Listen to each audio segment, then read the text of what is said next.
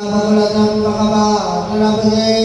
पुण्डावजातिनी दर्शानपुष्पे बिल्वप्रवाल तुलसी दलमालदेवी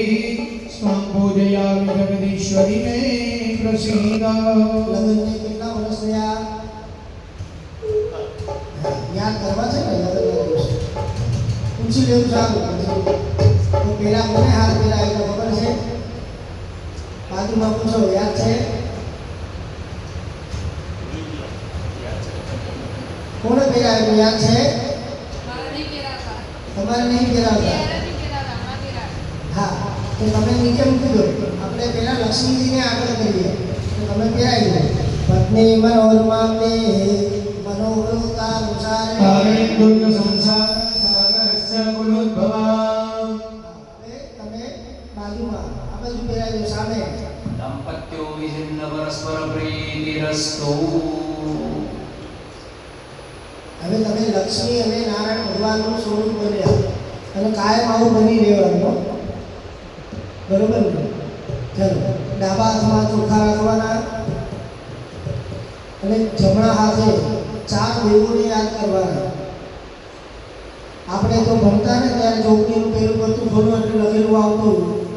માતૃદેવો ભવ પિતૃદેવો ભવ આચાર્ય દેવો ભવ અને અતિથિ દેવો ભવ બરોબર ને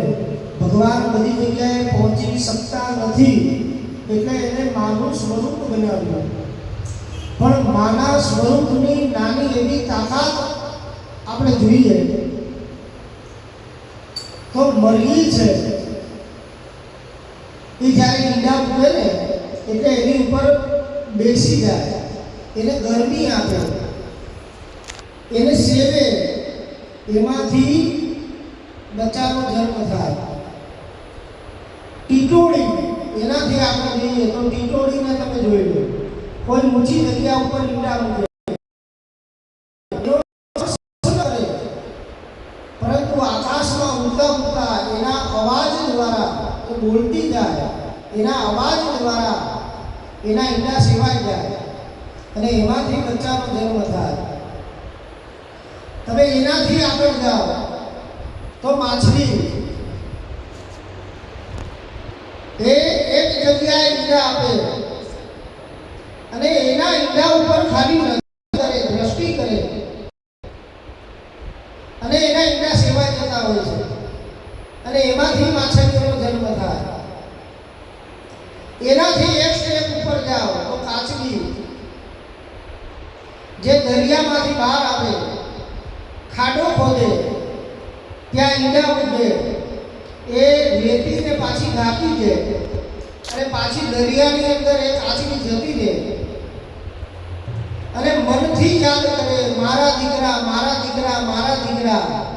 એ ઈંડા ફલિત થાય એમાંથી બચ્ચાનો જન્મ થાય અને એ જ કાચબીના બચ્ચા દરિયામાં જઈ અને એની માને જ ભેટે આટલી માની તાકાત છે બસ આનાથી વધારે અમને કંઈ આવડતું નથી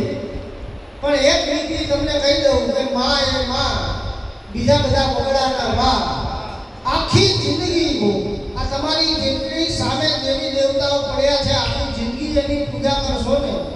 તો એક માં બીજી નહીં મળે છે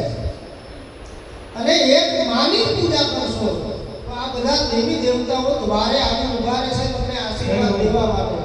આ માની તાકાત છે બીજા નંબર જોઈએ